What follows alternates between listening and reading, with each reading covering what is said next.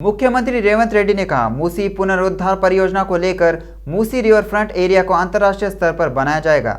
New development bank के महानिदेशक doctor DJ Pandya ने तेलंगाना सचिवालय में मुख्यमंत्री रेवंत रेड्डी से मुलाकात की। मुख्यमंत्री ने घोषणा की, मूसी पुनरुद्धार परियोजना शुरू की जाएगी।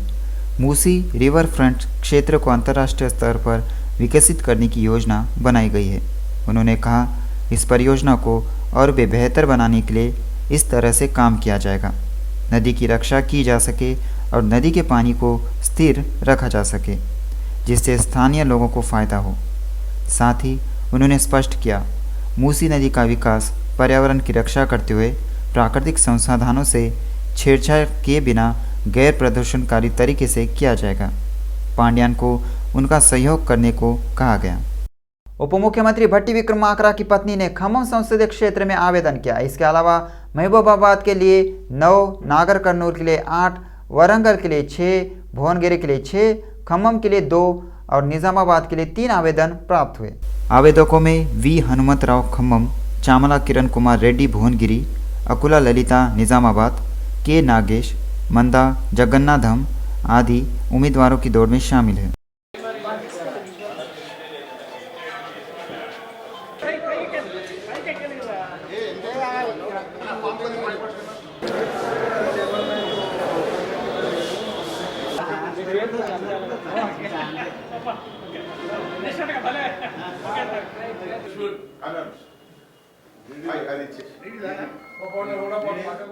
तेलंगाना कर्मचारी संघ ने इस बात पर खुशी जताई है। तेलंगाना के कर्मचारियों का 8 साल से चल रहा सैलरी रोटेशन बदल रहा है।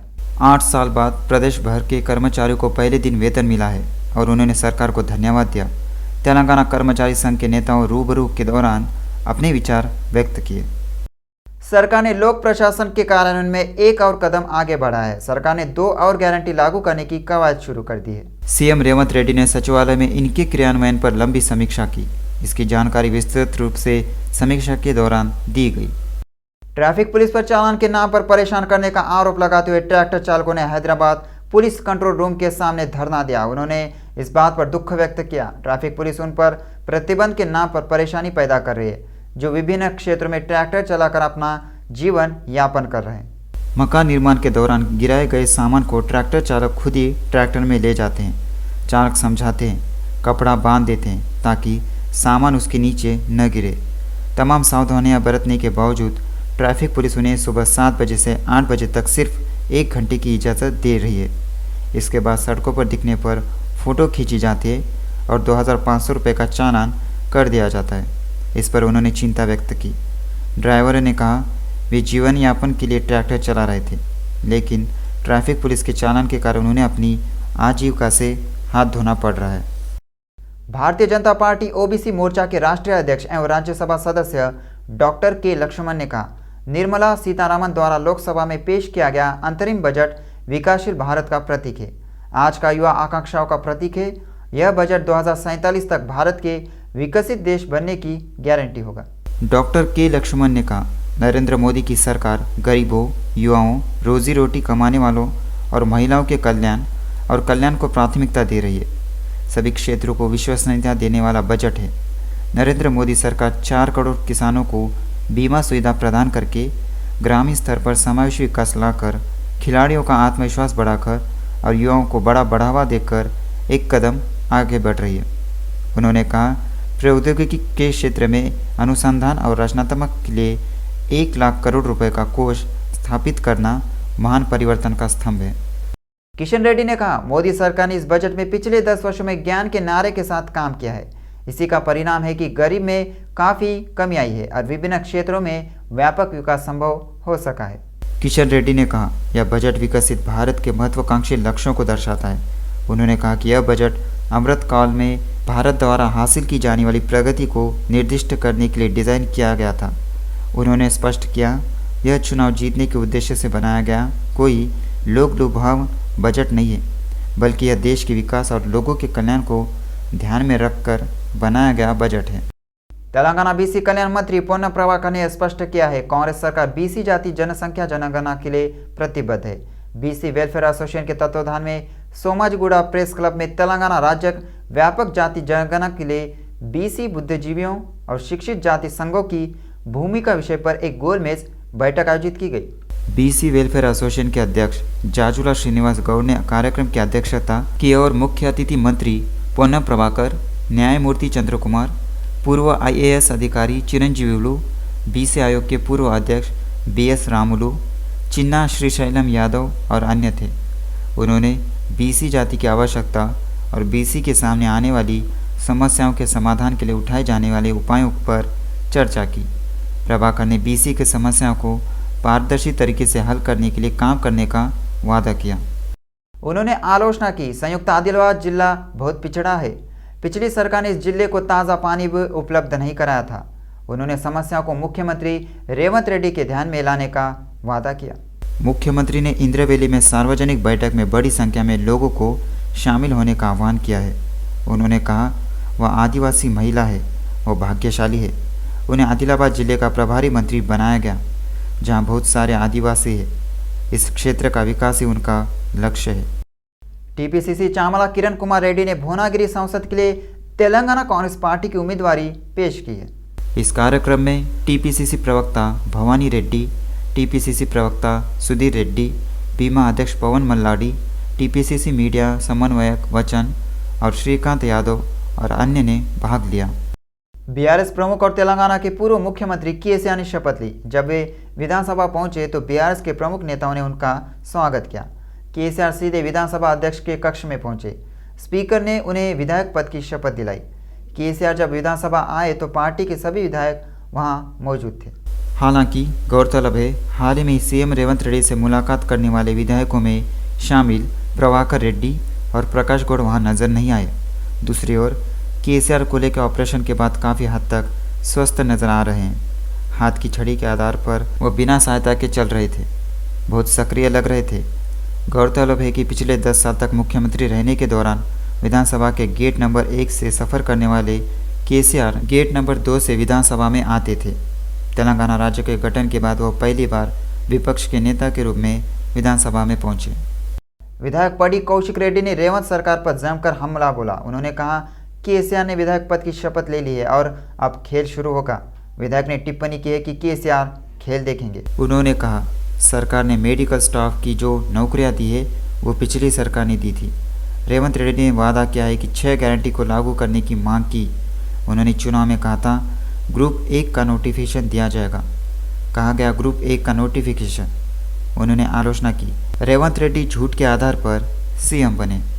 नगर सेविका सामला हेमा ने हैदराबाद के नामला गुंडू का दौरा किया। उन्होंने नामला गुंडू में सड़क कार्यों का निरीक्षण किया। पार्षद सामला हेमा ने कहा उनके ध्यान में आया है सीवरेज लाइन में ओवरफ्लो की समस्या है। इस पर तुरंत प्रतिक्रिया दी और संबंधित अधिकारियों से बात की और इसे तुरंत हल करने के लिए कदम उठाए। बाद में उन्होंने स्थानीय लोगों से बात की और उनकी समस्याओं के बारे में जानकारी ली। यदि कोई समस्या हो तो निगमायुक्त ने उनके संज्ञान में लाने को कहा। इस कार्यक्रम में जल कार्य प्रबंधक अन्वित व अन्य ने भाग लिया। संसदीय चुनाव जीतकर केंद्र की सत्ता में वापसी के कवायद में जुटी बीजेपी ने राज्य में रथ यात्रा की योजना तैयार की है। इस मुद्दे पर बीजेपी प्रदेश नेतृत्व की ताज़ा बैठक में इन रथ यात्राओं को महत्व दिया गया है। तेलंगाना में एमपी पदों के 5 समूहों को पहचान करने और इन्हीं यात्राओं को शुरू करने के निर्णय के आलोक में अधिक विवरण दिया गया है। मादिगा उपजातियों के महासंघ ने तेलंगाना सरकार से 24 फरवरी को आधिकारिक तौर पर गुरु रविदास जयंती मनाने की मांग की है। इसके लिए बशीरबाग प्रेस क्लब में बैठक आयोजित की गई। फेडरेशन के अध्यक्ष डॉक्टर चीमा श्रीनिवास ने कहा मादिगा उपजातियों के विभिन्न संघों का गठन फेडरेशन ऑफ मादिगा उपजातियों के रूप में किया गया है। महासंघ की स्थापना मादिगा उपजातियों के स्वाभिमान, अवसर और कल्याण के लिए की गई थी। उन्होंने कहा पिछले 10 वर्षों में पूर्व सीएम केसीआर ने सभी क्षेत्रों में अवसर प्रदान न करके मादिगाओं को कमज़ोर कर दिया है। प्रधानमंत्री मोदी ने मांग की है कि वर्गीकरण विधेयक तुरंत संसद में पेश किया जाए। नगर सेवक मोद्दू लच्ची रेड्डी ने हैदराबाद BN रेड्डी नगर डिवीजन का दौरा किया। मौके पर उन्होंने साहेब नगर आयुष्मान मंदिर बस्ती हॉस्पिटल का दौरा किया। अवसर पर पार्षद ने कहा बस्ती दवाखाना के लोगों को बेहतर चिकित्सा सेवा के साथ साथ ज़रूरतमंद लोगों के लिए सभी प्रकार की चिकित्सा जांच कराई जाए। आने वाले लोगों को परेशानी न हो इसके लिए उचित कदम उठाने की सलाह दी गई है। कार्यक्रम में डॉक्टर मनीषा जिला गुणवत्ता प्रबंधक अर्जुन, पार्टी प्रभाग उपाध्यक्ष विष्णुवर्धन रेड्डी और अन्य ने भाग लिया। राष्ट्रीय सड़क सुरक्षा सप्ताह के अवसर पर कॉलेज ऑफ एयर वारफेयर कर्मचारी सिकंदराबाद ने पावर पॉइंट प्रेजेंटेशन के माध्यम से सड़क सुरक्षा जागरूकता कार्यक्रम आयोजित किया। यह जी शंकर राजू, सहायक पुलिस आयुक्त, यातायात प्रशिक्षण संस्थान, बेगमपेट, हैदराबाद और उनके कर्मचारियों की उपस्थिति में आयोजित किया गया था। पुलिस ने कहा, शराब पीकर गाड़ी चलाने पर 10,000 का जुर्माना, 6 महीने की सज़ा होगी। बेगमपेट में उनकी महिलाओं, अभिभावकों और नशे में गाड़ी चलाने वाले करीब 18,000 लोगों की मौजूदगी में काउंसलिंग की गई। वर्ष 2023 में शराब, तेज़ गति से वाहन चलाना खतरनाक है। उन्होंने कहा है कि आप सड़कों पर अनुशासित रहें और अपनी तथा दूसरों की सुरक्षा के लिए सावधानीपूर्वक वाहन चलाएं। हैदराबाद के संतोष नगर स्थित सैनिक स्कूल में आईएएस सदन पुलिस ने एक विशेष कार्यक्रम आयोजित किया। मौके पर बच्चों को पुलिसिंगी व्यवस्था से अवगत कराया गया। इंस्पेक्टर मल्लेश ने खाकी पहने पुलिसकर्मियों के डर को दूर करने के लिए बच्चों के साथ साक्षात्कार आयोजित किया। विद्यार्थियों को पुलिस के कर्तव्य और जिम्मेदारियां समझाई गई। पुलिस को शिकायत, केस दर्ज करने और एफआईआर जैसे मामलों से अवगत कराया गया। डायल 100 के बारे में बताया गया। आयोजकों ने कहा, ग्लोबल ट्री उन छात्रों के लिए एक शिक्षा मेले का आयोजन कर रहा है जो विदेश में पढ़ाई करना चाहते हैं। यूएसए कनाडा स्ट्रीट एक्सपो 3 फरवरी को ताज विमानतल में आयोजित किया जाएगा। इस अवसर पर सोमाजीगुड़ा में पोस्टर का विमोचन किया गया। विभिन्न स्नातक, परास्नातक, पीएचडी पाठ्यक्रमों के लिए आवेदन, प्रवेश आवश्यकताओं, पात्रता, अध्ययन के बाद के काम के अवसरों पर छात्रों के प्रश्नों को हल करने के लिए 100 से अधिक यूएसए विश्वविद्यालय के प्रतिनिधि उपलब्ध होंगे। 1000 से अधिक छात्र इस कार्यक्रम में भाग लेंगे। सैकड़ों छात्र स्पॉट असेसमेंट के लिए पात्र होंगे। उन्होंने कहा, यह छात्रों को दिया जाएगा। संयुक्त मोर्चा ने मांग की है, विधानसभा परिसर में बड़गू कमजोर वर्ग की आशा ज्योतिराव फुले की प्रतिमा लगाई जाए। इस संबंध में बीसी संघ के तत्वाधान में सोमाजीगुड़ा प्रेस क्लब में बैठक आयोजित की गई। राजाराम यादव ने कहा, मंत्री श्रीधर बाबू और पूनम प्रभाकर को अपने मुंह पर नियंत्रण रखना चाहिए। उन्होंने चेतावनी दी, एमएलसी कविता के नेतृत्व में बड़े पैमाने पर आंदोलन किया जाएगा।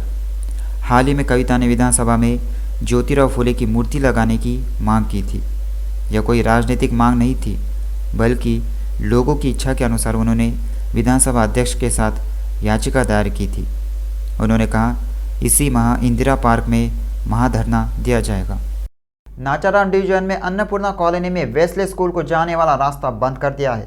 स्थानीय दलित समुदाय ने नेताओं से मांग की है कि स्कूलों को रास्ता दिया जाना चाहिए। नेताओं ने कहा, स्कूल का रास्ता बंद होने से छात्रों को परेशानी हो रही है। दलित समुदाय के नेताओं ने सड़क बंद करने पर अपना गुस्सा जाहिर करते हुए कहा, पिछले 25 सालों से छात्र इसी सड़क से स्कूल जाते रहे हैं। अधिकारियों ने अभी तक जांच नहीं की है और स्कूल को रास्ता दिखाने की मांग की है।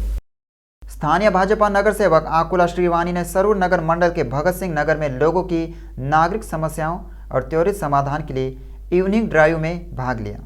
पार्षद ने समझाया, वह लोगों की समस्याओं के समाधान के अंतर्गत एक दिन की यात्रा करेंगे। श्री वानी ने कहा, समस्याओं का स्थायी समाधान करने का प्रयास किया जाएगा।